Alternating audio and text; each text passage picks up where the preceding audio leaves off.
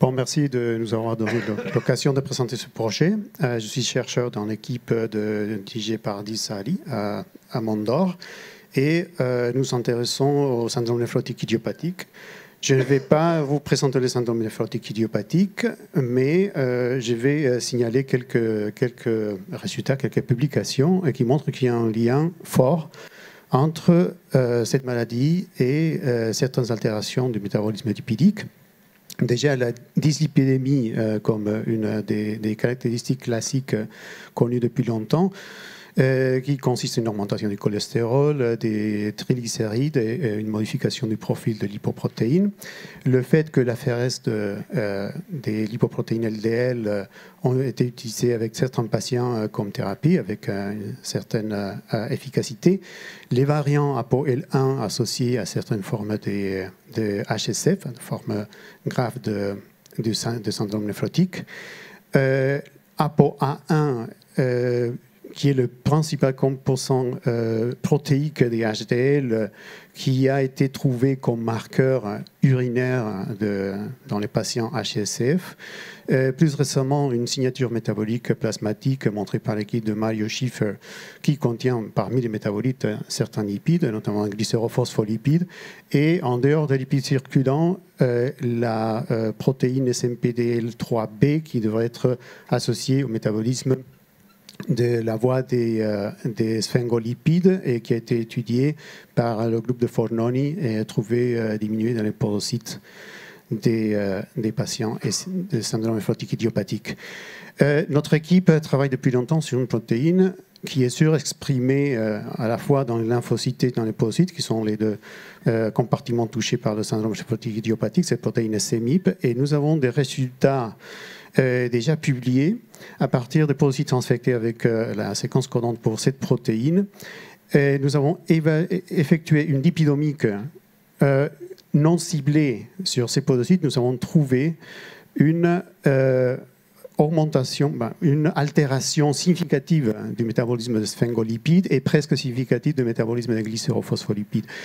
En ce qui concerne le métabolisme des sphingolipides, ça se traduit par une diminution un certain type des glycosphingolipides, notamment le ganglioside M3, qui est le ganglioside majoritaire dans les podocytes, et en même temps une accumulation des précurseurs de ce ganglioside M3, comme la lactosylcéramide et d'autres céramides. Alors, ceci suggère un blocage au niveau de l'enzyme GM3 synthase. Nous avons trouvé également et publié une diminution de l'expression de GM3 synthase dans un modèle transgénique des souris CMIP au niveau de lymphocytes T. Alors, la surprise cette année, c'est la publication de 2 articles par une équipe japonaise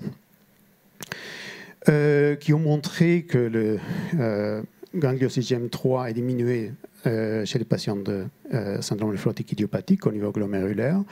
Et ils ont trouvé également, dans un modèle KO pour la GM3 synthase, que les souris développent une protéinurie qui a été récupérée, pas comme je dis ici GM3 exogène, c'est en utilisant l'acide valproïque qui stimule la transcription de la GM3 synthase. Alors ces résultats confirme en quelque sorte ce que nous avions trouvé à propos de ces glycosphingolipides.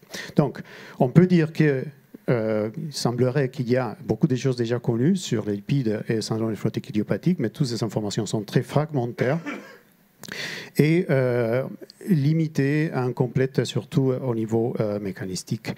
Alors, nous voulons aborder cette problématique en utilisant un modèle classique de syndrome néphrotique idiopathique, qui est le modèle d'injection adriamycine, explorer le lipidome au niveau des 2 compartiments qui sont touchés par cette maladie, lymphocytes T et les glomérules. Une lipidomie qui serait à la fois non ciblée, comme la lipidomie que nous avons réalisée sur les podocytes, et ciblée sur la voie des glycosphingolipides qui semble être altérée, comme il a été montré par plusieurs publications. Pourquoi ce modèle adriamycine? Parce que c'est un modèle qui surexprime CMIP dans ces 2 compartiments, lymphocytes T et glomérules. L'objectif secondaire serait d'évaluer le rôle potentiel de CMIP dans ces changements observés au niveau du lipidome. En termes de méthodologie, ce modèle adriamycine consiste en une injection unique, intraveineuse.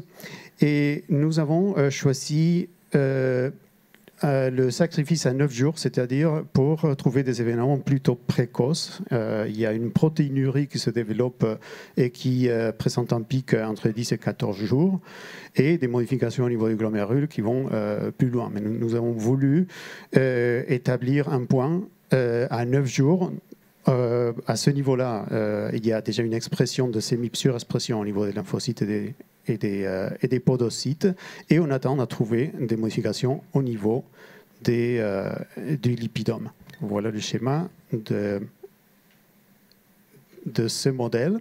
Donc, nous voulons étudier l'expression de certaines protéines clés comme CEMIP, certaines protéines qui sont impliquées comme la GM3 synthase dans la voie des sphingolipides, et aussi quelques protéines qui sont impliquées dans le stockage de lipides comme les périlipines. Et une analyse bien sûr lipidomique comme j'ai indiqué plus tôt. Également, pour évaluer le rôle de CEMIP, des études des transfections des podocytes et des lymphocytes T avec la séquence CEMIP humain et in vitro et in vivo, utiliser un système de nano-interférence contre CEMIP et, dans les deux cas, effectuer des analyses lipidomiques par la suite. Alors, les résultats sont préliminaires. Ce qui est en cours, c'est plutôt la caractérisation du modèle. Les souris ont été injectées pendant l'été et maintenant on est en train d'évaluer déjà si le modèle fonctionne. On observe une diminution du poids à 9 jours, mais qui n'est pas significative. Pas de modification au niveau de la morphologie glomérulaire, structure glomérulaire, la taille du glomérule. On observe déjà à J7 une augmentation significative de la protéinurie. On a évalué également l'expression de CEMIP. CEMIP est significativement surexprimé à J9. Et alors, un résultat qui est plutôt intéressant, la périlipine 1, même s'il n'y a pas de différence significative entre les souris contre les souris adriamycine, on a trouvé une corrélation positive entre l'expression de CEMIP et l'expression de périlipine 1, mais uniquement dans les souris qui sont traitées avec l'adriamycine. Alors, la partie la plus intéressante de l'étude, c'est la lipidomique, c'est en cours. Donc, les échantillons des lymphocytes et des glomérules sont en cours d'analyse. Je vous montre une analyse préliminaire à partir des cellules JUL4T qui ont été transfectées avec CEMIP, et c'est une analyse ciblée uniquement sur les gangliocytes. Donc, ça, c'est un profil de plusieurs gangliocytes, et on observe une tendance à la diminution de la présence de certains gangliocytes qui sont les gangliocytes majoritaires dans ces cellules JUL4, GD1, GM3 et GM2, en présence de CEMIP. Il faut dire que ces cellules JUL4 sont non stimulées. Donc voilà, les études lipidomiques sont en cours et on espère avoir les résultats pendant le premier mois de 2023. Et je voudrais remercier bien sûr la filière Orchid, l'équipe Saali de l'Institut Mondor, et plus précisément ceux qui ont été impliqués, qui sont impliqués dans cette étude, Luis Herrera, postdoc, et Mariana Giulco, étudiante, et aussi le réseau de collaborateurs des spécialistes en lipidomique qui sont responsables déjà des résultats préliminaires. Et c'est surtout Olivier Berdo qui a nos échantillons actuellement et qui devrait nous fournir ces résultats bientôt. Voilà, merci beaucoup. Merci Mario.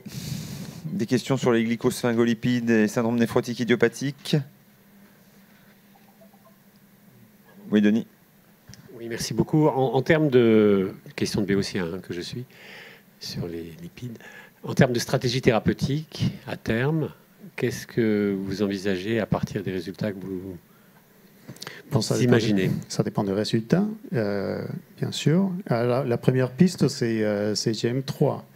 Alors, est-ce qu'on peut administrer directement un ganglioside? Peut-être, ce serait possible. Les gangliosides sont très hydrophiles par rapport à l'ensemble des autres lipides, sont plutôt des lipides très polaires. Bon, peut-être ça pourrait être possible. Ce que les Japonais ont envisagé, c'est l'utilisation de l'acide valproïque, il est approuvé, il est disponible. Donc, c'est une possibilité de chercher un traitement pharmacologique. Mais bon, ça dépend de la cible. GM3, ça pourrait être une bonne cible, mais bien sûr, il faut valider.